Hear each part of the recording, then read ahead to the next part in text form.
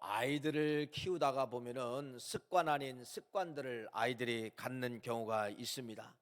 이러한 책이 있습니다. 심리학 습관을 말하다. 이 책에 보니까요. 이제 아이들이 자꾸 이 코에다가 이제 이 손 들어가면서 코를 파는 아이들이 있어요. 그것은 바로 뭐냐면은 그 아이 속에는 뭔가 불편한 것이 있다, 성가시려운 것이 있다는 거예요. 그것을 뭘로 표출하냐면은요, 손가락을 갖다가 코에다가 집어넣고 계속해서 코딱지를 파는 그러한 습관을 갖게 된다는 것이죠. 어떤 사람은 이제 껌을 씹죠. 이쁘게 씹는 사람도 있고, 말 그대로 좀 옆에 사람들이 볼 때 좀 얄밉게 씹는 사람이 있어요. 지난번 올림픽 일본에서 열렸을 때 한 야구 선수가 껌 씹는 것이 그게 또 아주 SNS에 화제가 되어서 또 공개적 사과를 하는 것을 보았는데요. 그 껌을 씹는 것이 그냥 그런 것이 아니라 뭔가 막 울분 분노가 있다는, 가슴속에 막 열이 있다는 거예요. 그 열을 빼내기 위해서, 열을 식히기 위해서 자기도 모르게 막 껌을 그냥 이렇게 짝 저렇게 짝짝짝짝짝 그렇게 씹는다 합니다. 그건 제 얘기가 아니라 심리학 습관을 말하다, 그 책에 보니까 몇 가지 그런 유형에 대해서 이야기를 하고 있더라고요. 또 아이들을 보면요, 계속해서 이렇게 손톱을 물어뜯는 그러한 경향이 있습니다. 이 아이는 뭐냐면요, 뭔가를 좀 막 공격하고 싶다는 겁니다. 그 공격하고 싶은 그 분노가 있다는 것이죠. 이 손톱이나 발톱은 짐승들에게는 공격형이잖아요. 이 사람도 공격형은 아니지만은 습관으로 그 손톱을 씹으면은 바로 뭐냐면은 내가 분노가 있어서 뭔가를 좀 공격하고 싶을 때 자꾸 손톱을 씹게 된다. 그렇게 이야기를 하고 있어요. 또 침을 뱉는 경우가 있어요. 운동선수들 보면은요, 이렇게 야구 경기나 이런 거 보면 침을 탁탁 뱉는 그러한 선수들을 볼 수가 있는데, 뭔가 막 초조하고 짜증나면은 그러한 행동을 하게 된다, 이렇게 이야기를 하고, 물론 이런 습관들은 좋은 습관들은 아니죠. 여러분, 나쁜 습관이 세상에 많이 존재하는데 나쁜 습관은 버려야 됩니다. 성경에는 여러분, 우리에게 습관을 이야기하고 있는데, 어떤 습관을 붙잡으라? 좋은 습관을 붙잡아라. 좋은 습관을 붙잡으면은 처음에는 안 되는 것처럼 보여도 나중에는 반드시 뭐가 된다? 역전된다. 이렇게 말씀하고 있어요. 어디에 기록되어지냐면요, 욥기서 1장 5절 말씀을 한번 읽어보겠습니다. 한번 욥기서 1장 5절 말씀 읽어보세요. 자, 시작. 욥기서 1장 5절 화면 틀어주세요. 자, 읽어보세요. 시작. 그들이 차례대로 잔치를 끝내면 욥이 그들을 불러다가 성결하게 하되 아침에 일어나서 그들의 명수대로 번제를 드렸으니 이는 욥이 말하기를 혹시 내 아들들이 죄를 범하여 마음으로 하나님을 욕되게 하였을까 함이라. 욥의 행위가 항상 이러하니라. 거기 항상 이러하니라 이렇게 기록되어져 있어요. 항상이라는 말은 뭐예요? 습관이라는 것이죠. 어떤 습관? 아침마다 자식들의 명수를 놓고서 그렇게 번제를 드렸다는 겁니다. 어떤 번제를 드려? 오늘도 이 자식, 큰 자식, 둘째 아들, 셋째 아들이 있으면은요, 죄의 길에 들어서지 않게 해주세요. 이렇게 욥은요, 습관적으로 날마다, 하루가 아니라 날마다, 한 달이 아니라 날마다, 1년이 아니라 날마다 드렸다는 것이에요. 여러분, 이 욥기서라고 하는 말씀은 중간에 있기 때문에 시대적인 배경 속에서 한참 후대에 쓰여진 걸로 생각하는데요, 이 배경은 어디냐면요, 창세기 시대에 욥기서가 사는 거예요. 창세기 시대에 있는 거예요. 창세 시대에. 다시 말씀을 드리면 성경을 시작할 때 우리의 모델 한 사람을 제시하게 되는데, 당신들 우리들이요, 욥처럼 예배의 습관을 가지세요, 그 말이에요. 예배의 습관을 가지세요. 예배의 좋은 습관을 날마다 가지세요. 새벽의 습관을 가지세요. 수요 예배 습관을 가지세요. 오늘날로 말하면 그렇게 말을 하는 거예요. 그런데 여러분, 예배의 습관을 가진 사람들이요, 살아가다가 보면은 좋은 일만 만납니까? 아니죠. 욥기서라는 이 말씀은 일장에 이렇게 좋은 예배의 습관을 맞은 사람이 5절 뒤에 가보면 여러분 쫄딱 망합니다. 자식들 다 죽습니다. 있는 재산 다 없어졌어요. 세상에는 이 몸에 악창까지 난 겁니다. 악창까지 난, 사람들이 와서 저주하는 거예요. 친구들도 저주하고 아내도 저주하고. 여러분, 예배의 습관을 가진 사람이 어떻게 이렇게 될 수 있냐 이거예요. 그런데 여러분 잘 보세요. 예배의 습관을 가진 사람이 결국은 고난이 있다 할지라도 고난이 예배자를 이기는 것이 아니라 예배자가 고난을 이긴다는 겁니다. 근데 이 예배가 그렇게 중요한 거예요. 예배의 습관을 가지면 고난이 와요. 예배 잘 드려도 고난이 와요. 신앙생활 잘해도 고난이 와요. 고난 왜 안 옵니까? 별의별 생각지 않는 그러한 여러분 엄청난 위험이 찾아오잖아요. 병도 찾아오잖아요. 예배를 잘 드는데 찾아와요. 새벽에 기도 많이 하는 사람에 찾아와요. 결론은 이거예요. 그러나 고난이 예배자를 이기지 못한다. 반대예요. 뭐냐면요, 예배자가 누구를 이긴다? 고난을 이긴다. 그래서 이 욥기서라는 것은 1장에 그렇게 예배의 습관을 가졌던 욥이라는 인생이 엄청난 고난과 환난과 진짜 인간으로 당하지 말아야 될 이런 고난을 당하는데, 욥기서 42장에 가보면 완전히 이제 역전시키는 것이에요. 제가 읽어드릴게요. 이렇게 말합니다. 욥기서 42장 12절, 여호와께서 욥의 말년에 욥에게 처음보다 1장보다 복을 더하시니 딱 2배로 주셨다고 말하고 있습니다. 그가 양 1만 4천이 되었고 낙타 6천과 소 1,000결이와 암낙이 1,000을 두었고 또 아들 7과 딸 3을 두었으니 그의 딸은 아립다운 여자더라. 세상에서 가장 아립다운 여자더라. 성경이 이렇게 기록을 하고 있다는 것이에요. 맞습니다. 여러분, 예배의 습관을 가지면 고난 와요. 힘든 거 와요. 안 되는 거 와요. 넘어져요. 그런데 넘어지게 하는 고난이 예배자를 이기는 것이 아니라 욥을 통하여 창세 시대의 욥이라는 이 인생을 우리에게 먼저 보여주시는데, 그래서 뭐를 갖자? 예배의 습관을 가지십시오. 반드시 고난은 와도 결국은 누가 이기냐? 예배가 고난을 이기고 고난을 물리치는 그러한 능력이 예배 속에 있다라는 것을 욥기라는 말씀을 통하여 창세 때 기록되어진, 창세 때 배경으로 되어진 이 욥을 통하여 우리에게 먼저 성경 시작할 때 예배의 습관을 가지십시오, 이렇게 우리에게 말씀을 하고 있다는 것입니다. 여러분, 오늘 본문 말씀을 통하여서 누구를 소개하려고, 요셉을 소개하려고 합니다. 요셉은 13년 동안 고난 속에 살았어요. 고난 속에 살았지만은 욥의 습관은 바로 뭐냐면요, 그 13년 고난, 내가 잘못해서가 아닌데, 여러분, 내가 잘못해서가 아닌데 그런 고난의 고난을 가졌지만은요, 그의 습관은 13년 동안 억울하게 당했어요. 누명을 썼어요. 형들에게 왕따를 당했어요. 억울하게 감옥을 갑니다. 그런데 한 번도 하나님을 향하여 13년 동안 한 번도 하나님을 욕하거나 하나님을 저주하지 않았다는 겁니다. 이건 바로 뭐예요? 좋은 습관이라는 것이죠. 그런 고난이 1년도 아니라 13년이 찾아왔는데 하나님 한 번 원망할 수 있잖아요. 하나님, 내가 이렇게 신앙생활 했는데 하나님 이럴 수 있어요? 하나님 이럴 수 있어요? 여러분, 어떤 사람은 그런 사람이 있어요.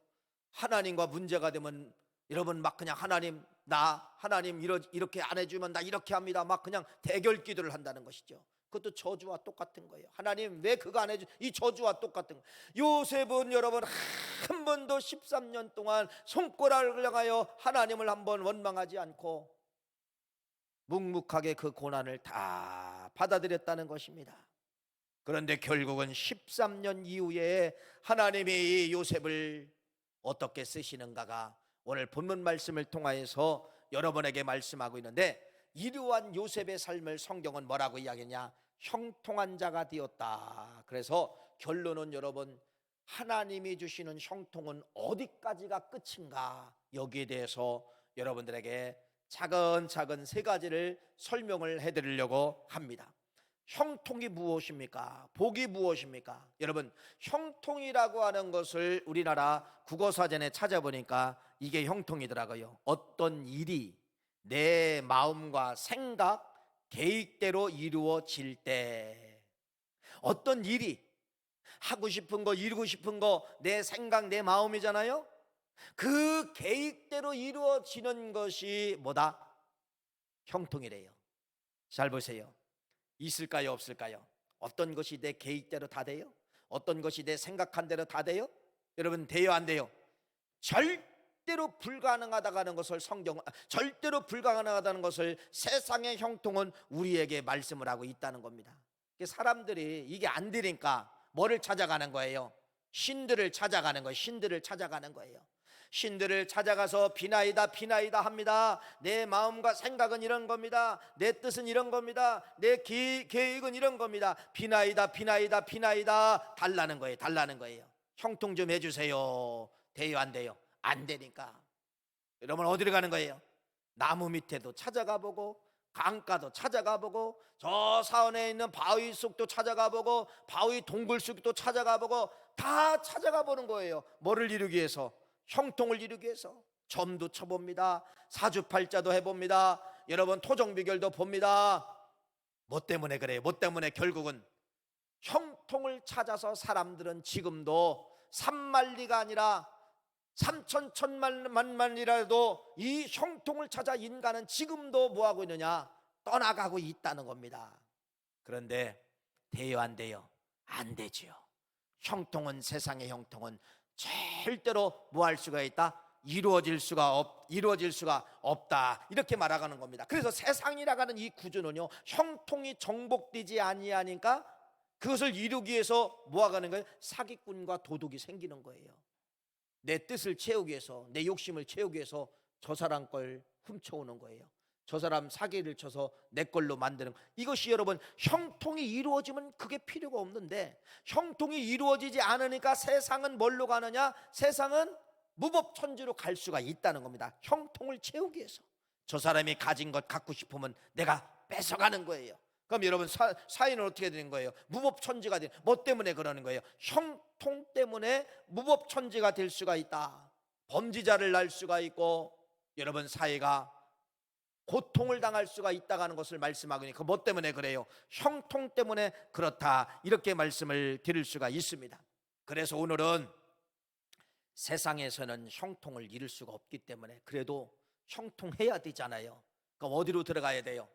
이루어지는 곳이 있는데 어디냐? 성경 속에는 형통을 이루어지더라. 성경 속에는 반드시 형통에 대해서 이룰 수가 있다라고 하는 것을 말씀을 하고 있는데, 오늘 그 말씀을 여러분에게 드리려고 하는 거예요. 다시 말씀을 드립니다. 세상은 안 돼요. 아무리 산만리를 뛰어가 봐도 안 되고요, 무엇을 대상을 찾아가 봐도 돼요 안 돼요? 안 돼요 안 돼요 안 돼요. 되는 곳이 어디라고요? 성경. 되는 곳이 어디라고요? 하나님 안에는 뭐가 반드시 있다? 형통이 있다. 이 형통을 여러분들이 꼭 아시고 형통의 주인공들 다 되시기를 간절히 바랍니다. 자, 오늘 본문 말씀을 다시 한번 보게 해요. 오늘 본문 말씀 여러분 창세기 39장 1절부터 3절 말씀 다시 한번 읽어볼까요? 자, 이렇게 기록되어져 있네요. 자, 무엇이 형통인가가 정확하게 39장 1절부터 3절 말씀에 기록되어져 있어요. 1절 보세요. 1절 시작. 요셉이 이끌려 애굽에 내려가매 바로의 신하 친위 대장 애굽 사람 보디발이 그리로 데려간 이스마엘 사람 손에서 요셉을 사니. 자, 1절 말씀은 억울하게 형들에게 누명을 쓰고서 억울하게 지금 애굽이라는 나라에 종으로 팔려왔는데, 어느 집으로 팔려? 보디발 장군이 요셉을 산 거예요. 여러분, 종으로 산 거예요. 왕자처럼 살던 요셉이가 어느 날 하루아침에 뭐가 되냐? 종이 됐어요. 종은 환경. 1절은 환경을 말하는 거예요. 환경. 좋은 환경이에요? 나쁜 환경이에요? 아주 나쁜 환경이죠. 종으로 팔려왔기 때문에 아주 나쁜 환경이죠. 여러분, 근데 성경은 저런 나쁜 환경이라도 형통이 있다는 겁니다. 저런 나쁜 환경 속이지만은 형통이 있는데 2절 말씀에 2절 말씀 한번 2절 말씀 읽어볼까요? 읽어봅시다. 시작. 여호와께서 요셉과 함께 하심으로 그가 형통한 자가 되어. 할렐루야. 환경은 형통이 아닌데 하나님은 형통이래요. 뭐가 형통이라는 거예요? 뭐가? 하나님이 붙잡고 있으면, 요셉도 하나님을 붙잡고 있던지 하나님도 요셉을 붙잡고 있던지, 하나님의 요셉과 함께 하심으로 그가 형통한 자가 되어. 성경은 이렇게 뭐라고 이야기하는 거예요? 환경이 형통이 아니라 하나님이 옆에 있을 때가 뭐다? 형통이다. 또 두 번째로 한번 볼까요? 39장 23절 말씀 보세요. 간수장은 한번 읽어볼까요? 읽어보세요. 시작. 간수장은 그의 손에 맡긴 것을 무엇이든지 살펴보지 아니하였으니 이는 여호와께서 요셉과 함께 하심이니라. 여호와께서 그의 범사에 형통하게 하셨더라. 전 감옥에 감옥. 여러분 누명 써서 감옥에 왔어요. 성범죄예요, 성범죄. 근데 누명 써서 저 감옥에 들어왔어요. 환경으로 보면 형통이 아니에요, 불통이죠. 근데 성경은 형통이래요. 뭐가 형통이라네요? 하나님이 요셉과 함께 하심으로 그가 형통한 자가 되어. 형통한 자가 되어. 그러니까 세상에서 말하는 형통하고 성경에서 말하는 형통은요 전혀 다르다는 겁니다. 세상은 보이는 것, 만지는 것, 이것이 잘 되어야 형통이지만은 성경은 보이는 것 완전히 무너졌어도, 보이는 것 완전히 쓰러졌어도, 감옥이라 할지라도, 보이는 것 종으로 팔려왔다 할지라도 그 옆에 누가 함께 하시면은 하나님이 그 옆에 요셉을 붙잡고 있고, 하나님이 그러한 쓰러진 환경 속에서, 여러분 보이는 모든 것은 다 부도났어요. 공장도 불에 탔어요. 그런데 그 옆에서 하나님이 여러분을 꼭 붙잡고 있으면, 불타고 있는데도 당신은 뭐라는 거예요? 성경은 형통한 사람이다. 억울하게 감옥 갔어요. 뭐 운전하다가 내가 실수해서 여러분 사람을 상해해서 잘못하면 감옥도 갈 수 있잖아요. 그런데 감옥이에요. 세상 사람은 저주야, 저거 재수 없어서 그래, 뭐라고 해도 오늘 내가 감옥에 갔는데 내 옆에서 하나님이 나를 붙잡고 있고 나도 하나님을 붙잡고 있어. 내 가슴이 뜨거워. 그러면 여러분 감옥에 들어가도 뭐라는 거예요? 당신은 형통한 사람입니다. 이렇게 말씀을 하고 있다는 겁니다. 여러분 그러니까 이렇게 말하는 거예요. 형통은 환경이 아니라는 거예요. 구덩이가 아니라는 거예요. 종이 아니라는 거예요. 형통은 환경이 아니라 형통은 하나님이 나를 붙잡고 계시면, 내가 또 하나님을 붙잡고 있으면, 아니 내 옆에 계시면, 내 옆에 계시다는 걸 내가 느끼면 당신은 불 속에서도, 불이 타는 환경 속에서도, 무너지는 부도 속에서도 당신은, 성경은 뭐라고 이야기하는 거예요? 형통한 사람입니다. 이렇게 말씀을 하고 있는 것이에요. 그래서요 성경에 주시는 형통을 받으면요, 공장은 지금 불에 타서 넘어져 가고 있는데 그 속에서도 뭐 하는 사람이 있어요? 감사하는 사람이 있어요. 이야 하나님, 그까짓 거 공장 또 내가 열심히 일하면 또 공장 세우면 돼요. 그 속에서 자식들 빼내게 도와주심을 감사합니다. 그 속에서 직원들 하나도 다치지 않고 다 나오게 도와주심을 감사합니다. 내 몸이 빠져나오게 도와주심을 감사합니다. 이렇게 여러분 역으로 감사가 나온다는 거예요. 그게 바로 뭐예요? 형통이다. 성경은 이렇게 말씀을 하고 있다는 것이죠. 사랑하는 귀한 성도님, 세상의 형통과 성경의 형통은 뭐하다? 전혀 다르다. 세상은 환경을 보고 형통이라고 이야기하지만은 성경은 환경이 아니라 하나님이 붙잡고 있느냐, 우리가 하나님을 붙잡느냐가 형통이다. 이렇게 정확하게 세상과 다르다가는 것을 말씀을 드립니다. 이렇게 환한 불빛 들어온 거 여러분 늘 이제는 우리는 습관에 되어서 고마운 줄 모르지요. 그러니까 여기 이제 어르신들은요, 세상에 참 이렇게 좋은 환경 속에 산다, 옛날을 생각해 보면요 진짜 감사잖아요. 그렇죠. 옛날에 시골에 사신 분들은요, 저희들 어렸을 때만 해도 전기가 다 들어오지 않았어요. 물론 이 조선시대 가보면, 조선시대 가보면 이 조선 땅은요 불빛 하나가 없어요. 밤에 되면 깜깜합니다. 전기가 없기 때문에. 그러면 옛날에 전기 대용으로 뭐를 썼어요? 송진. 그래서 여러분 겨울 되면 송진 그 하러 갔잖아요. 그거 심지 만들어서 거기다 녹여가지고 여러분 불을 켰어요. 송진불을 켰어요. 이제 석유 나와서 석유를 통해서 호야를 만들고 또 이렇게 등잔불을 만들고, 그래서 불을 밝혔다는 것입니다. 여러분 조선시대 대한민국은 깜깜했습니다.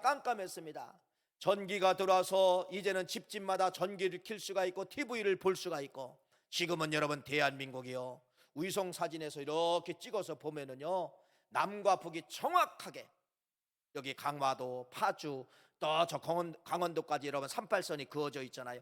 정확하게 남쪽은 여러분 환하게 위성사전이 찍히는데 북한은 찍혀요, 안 찍혀요? 평양 쪽만 조금 환하고 개성 쪽만 조금 환하지 다 깜깜하게 찍히는 걸 여러분 위성사진 아마 인터넷을 통해서 많이 보았을 것입니다. 지금은 저 농촌이라도 여러분 길에 큰 길은 다 가로등이 있어요. 도시도 여러분 밤에 여러분이 다 주무셔도 다 가로등 불빛이 환하게 비추고 있다는 겁니다. 이게 무슨 말입니까? 예, 이게 대한민국의 현실입니다. 깜깜했던 나라가 이렇게 환한 불빛 속에서 살 수 있다는 거예요. 이렇게 좋은 조명 밑에서 여러분이 예배 드릴 수가 있다는 것이에요.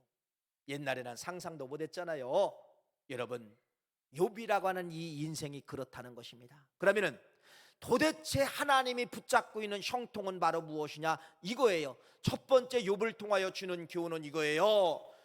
불빛도 없는 그러한 환경이지만은 하나님이 이렇게 환하게 요셉의 인생을 뭐를 켜주시느냐? 불을 켜주신다는 것입니다. 이게 형통이에요. 여러분 보세요. 욥은 등잔불도 없는 깜깜한 환경을 만난 겁니다. 아니 풀리지 않아도 이렇게 인생이 풀리지 않습니까? 17년 동안 인생이요. 13년 동안 인생이요. 풀리지를 않는 거예요. 형들에게 왕따를 당해서 형들이 죽이자고 계획을 합니다. 그래서 결국은 요셉이 구덩이에 들어가요. 죽어야 돼요. 그런데 한 형에 의해서 야 그래도 우리의 형제인데 죽일 수 있느냐? 팔아 넘기자. 팔면 돈이라도 생기지 않느냐? 그래서 이 장사꾼이 요셉을 사갖고 가는 것이에요. 어디에 팔아 넘기는 겁니까? 보디발 장군 집에 팔아 넘기는 것이에요. 거기 가서 여러분 얼마 되지 않아서 그 장군의 부인이 요셉을 유혹을 해서 결국은 어디 들어가요? 성범죄를 누명을 다 씌워가지고 감옥에 들어갑니다. 이게 여러분 13년의 세월이 13년의 세월. 아니 인생이 어떻게 꼬여도 이렇게 꼬이냐 이거예요. 한 번 꼬일 수 있지만은 꼬이고 어떻게 이렇게 꼬일 수가 있냐 이거예요. 이렇게 요셉이라는 인생을 보면 여러분 불빛도 찾아볼 수 없을 정도로 새콤했다는 겁니다. 새콤했다는 것입니다. 성경적 형통이 뭐냐? 이렇게 새콤한 인생, 불빛 하나 찾아볼 수 없는 새콤한 이러한 인생이 하나님이 주시는 형통이 바로 뭐냐? 살짝 불이 들어오게 된다는 것입니다. 그 불이 바로 무엇이냐면 여러분 감옥에서 살짝 여러분 촛불처럼 살짝 빛이 들어왔어요. 감옥 들어갔잖아요. 감옥에 들어갔는데 요셉과 함께 감옥에 같이 쓰는 사람이 있어요. 하나는 누구냐면요 술 맡은 왕의 술을 맡았던 관원장과 떡을 준비하고 만드는 관원장이 뭔가를 실수했지 모르지만은 왕궁에서 일했던 사람이 뭔가 실수해서 감옥에 들어온 거예요. 그런데 요셉과 함께 쓰고 있는 것이에요. 그러니까 여러분 이 말 들으면 그냥 당연한 것처럼 생각하지만은요 지금도 교도소나 감옥은 여러분 중범죄하고 그렇지 않은 사람하고는 차별이 있습니다. 살인죄를 한 사람하고 소매치기 한 사람은 같은 방에 두지 않아요. 차별을 둬요. 그러면은 이때 당시 여러분 왕궁에서 실수해가지고 온 이 관원장들과 요셉과 함께하고 있었다? 이거 어떻게 해석할 거예요? 뭘로 해석할 거예요 여러분? 있을 수가 없는데 있게 되었다는 겁니다. 그러면은 여러분 누가 일을 하고 있다는 거예요? 하나님이 보이지 않게 일을 하고 있었다는 거예요. 여러분 보세요. 빛 하나 없는 이 요셉이 감옥에 들어가서 조그만 빛 하나가 펼쳐지게 되는데 이 관원장과 이야기를 하다가 요셉이 예언하는 거예요. 당신은 풀어날 겁니다. 떡 맡은 관원장에게 당신은 풀어질 겁니다. 그랬더니 실제로 이 떡 맡은 관원장이 여러분 풀어진 거예요. 근데 이 요셉은 여러분 그 사실을 몰랐어요. 풀어졌는데 떡 맡은 관원장이 자기를 좀 생각을 해줘야 되는데 그 은혜를 잊어먹었단 말이에요. 그런데 여러분 그날에 왕인 이 애굽왕이 꿈을 꿨는데 이 꿈을 해석할 수 있는 사람이 아무도 없는 거예요. 아무도 없어요. 왕이 근심하는 겁니다. 고심하는 겁니다. 그때 떡 맡은 관원장이 생각을 한 거예요.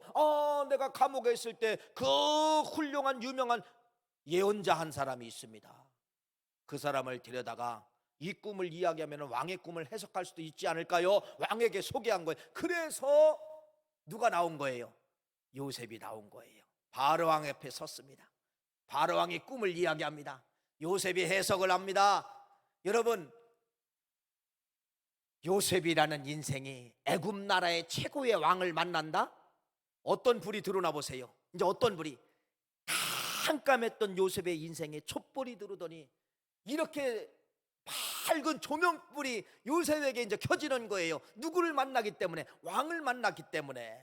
왕을 만났기 때문에. 그래서 왕에게 예언을 합니다. 왕이여, 그 꿈은 7년 동안은 대풍년이 올 것이고 7년 동안은 전 세계에 각 대흉년이 올 것입니다. 풍년이 올 때 7년을 잘 준비해야 됩니다. 요셉에 의해서 왕이 그렇게 한 거예요. 여러분, 그 말 그대로 됐을 때 왕이 약속한 대로 어디에 올라가는 거예요? 국무총리 자리까지 올라가게 된 것입니다. 보세요. 여러분, 형통이 무엇이냐? 우리 인생에 하나님이 만나주시면 형통이라고 하는데, 하나님이 만나준 이 인생은 불빛도 없는 인생 같은 내 삶이, 한 번도 불빛은 찾아볼 수 있는 내 생이 이렇게 전등불처럼 환하게 만드시는 것이 누가 주시는 형통이라는 거예요? 하나님이 주시는 형통이라는 것입니다. 그래서 하나님이 주시는 형통을 우리가 모아야 되냐? 만나야 인생 역전되는 것이에요. 안 되는 것을 되게 하시는 것이라는 것입니다. 두 번째로, 성경에서 말하는 형통이 무엇이냐? 이것이 성경에 기록되어져 있는데, 오늘 다시 한번 말씀을 읽어보겠습니다. 창세기 39장 3절 5절 말씀을 한번 같이 한번 읽어볼까요? 시작. 그의 주인이 여호와께서 그와 함께 하심을 보며 또 여호와께서 그의 범사에 형통케 하심을 보았더라.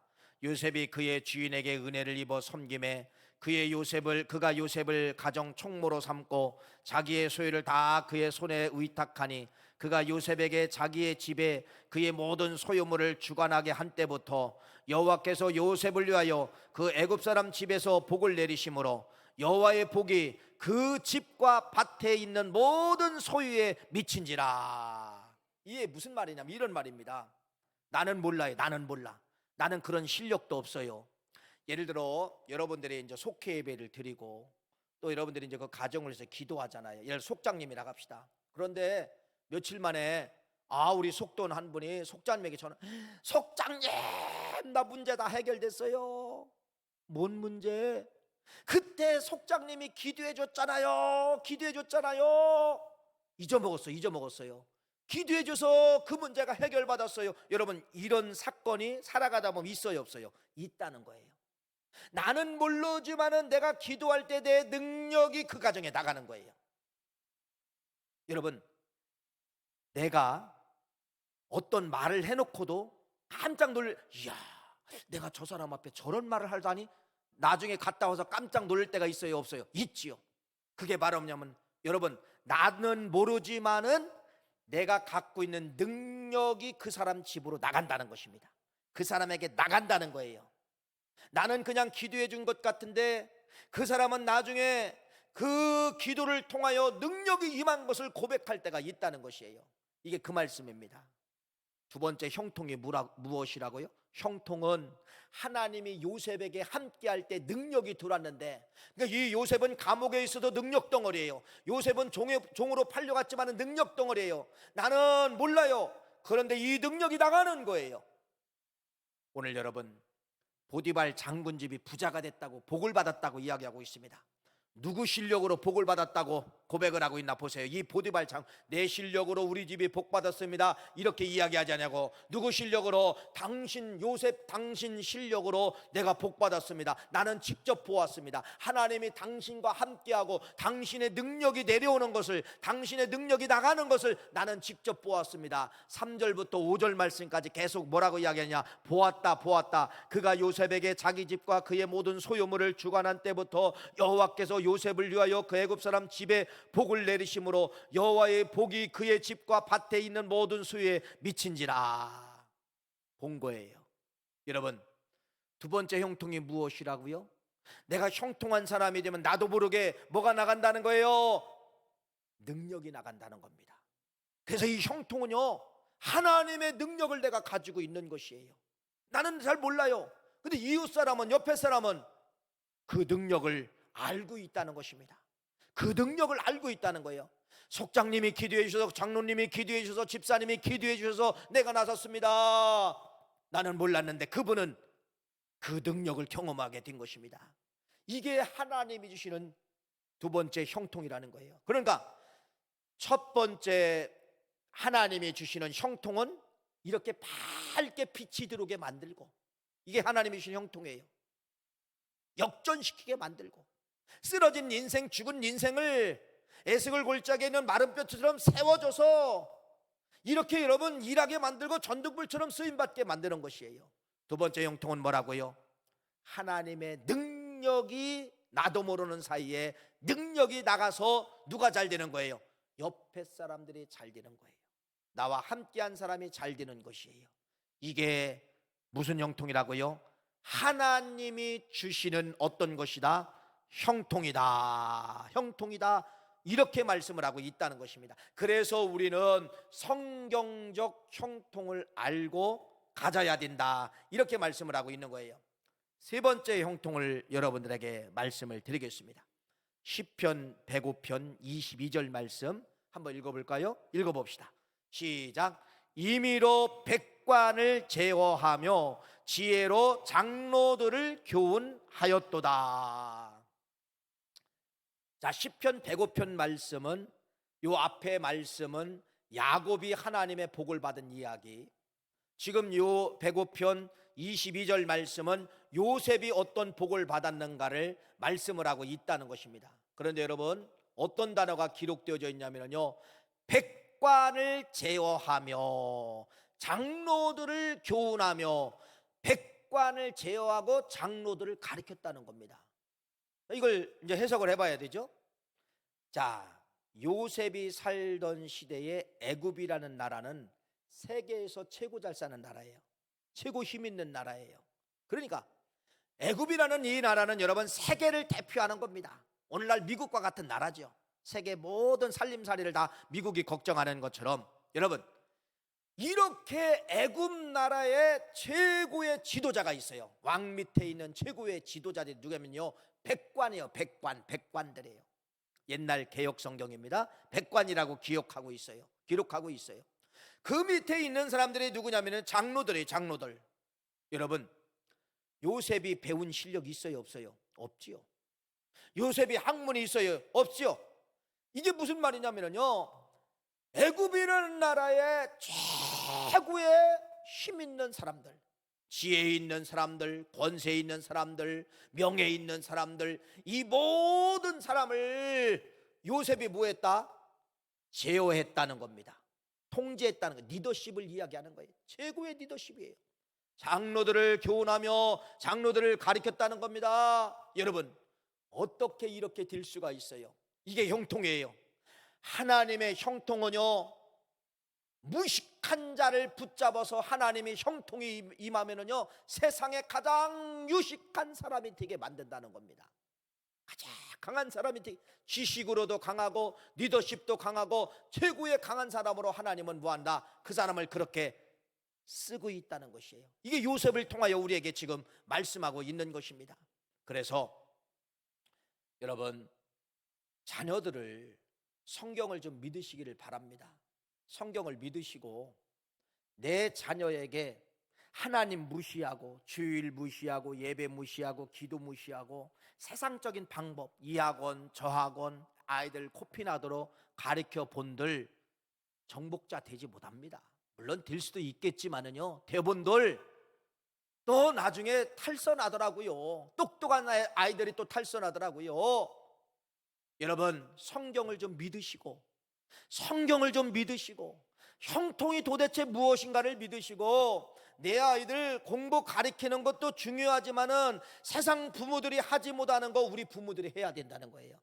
아이들 성경, 예배, 기도의 습관을 갖고 하나님이 그 아이를 꽉 붙잡게 만들어 주세요. 이게 형통이에요. 그 아이도 부족하기 때문에 하나님 꼭 붙잡게 만드세요. 하도 불안해서 여러분 아이가 잠을 잘 때 성경책 가슴에 넣고 잘 수 있을 정도로 그렇게 만들어 보시라는 것이에요. 이게 바로 뭐냐? 형통이라는 사실의 형통. 여러분 그러면은 요셉을 보세요. 요셉이 어떻게 됐다고요? 요셉이 어떻게 됐다고요?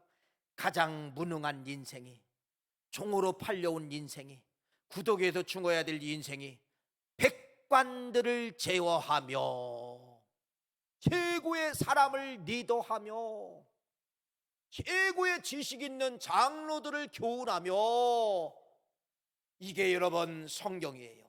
이게 여러분 하나님이 주시는 형통이에요.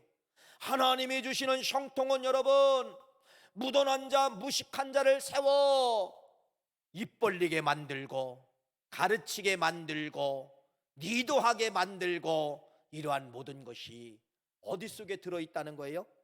하나님 속에 다 들어있다가는 것을 말씀을 드리며, 유식한 부모님, 똑똑한 부모님은요 세상적인 방법보다도, 세상적인 방법도 사용해야 되지만은요 성경적 방법을 붙잡아야만이 세상의 백관들을 제어할 수 있는 그러한 능력과 리더십을 하나님이 주신다는 겁니다. 세상의 장로들을 교훈하고 세상의 장로들을 가르칠 수 있는 그러한 지혜와 리더십을 누가 주시는 거예요? 하나님이 주신다는 겁니다. 누가 이길 것 같아요? 누가 세상을 정복할 것 같아요? 세상 공부가 아니죠. 누가? 하나님의 형통한 사람이 세상을 정복하게 된다는 것입니다. 그래서 세계 역사를 보면은요, 세계 역사 모든 거, 경제 분야, 그 다음에 석학 분야, 이런 모든 걸 보면 다 기독교인들이 그래서 장악을 하는 것이에요.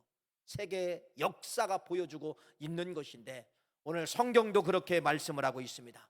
오늘 말씀을 통하여 여러분 세 가지 말씀을 드렸습니다. 형통, 세상하고는 전혀 다르다. 세상은 내 맘대로 내 뜻대로 되는 것이 형통인데, 세상은 된다 안 된다? 안 된다. 성경은 형통이 된다는 거예요. 어떤 것이 형통이냐? 환경이 아니라는 거예요. 환경이 아니라 썩은 환경이라 할지라도, 넘어지는 환경이라 할지라도 하나님이 너를 붙잡고 있으면 너는 형통한 사람이야, 이렇게 말하고 있는 거예요. 요셉이 종으로 팔려왔지만 성경은 너 형통한 사람이야. 억울하게 감옥 갔지만 성경은 말하는 너 형통한 사람이야. 성경은 이렇게 써놓고 있어요. 그러면 이런 말씀을 드렸죠. 세 가지죠. 그러면은 성경적 형통이 뭐예요? 첫 번째 이런 말씀을 드렸습니다.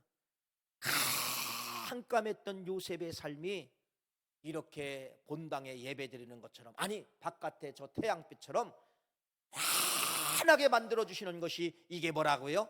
형통이다. 두 번째 형통은 어떤 말씀을 드렸습니까? 형통은 하나님의 능력이 들어오는 거예요. 나도 모르게 뭐가 나가는 거예요? 능력이 나가는 거예요.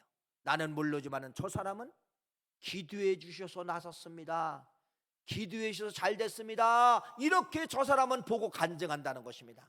세 번째 형통은 바로 뭐예요? 가장 무식한 사람이 배운 것 없어도 백관을 리드할 수 있는, 제어할 수 있는 통제력을 하나님이 주신다. 장로들을 교육할 수 있고, 애굽 장로들을 교육할 수 있는 최고의 지혜자들을 가르칠 수 있는 지혜를 주신다. 이것이 하나님의 형통이다.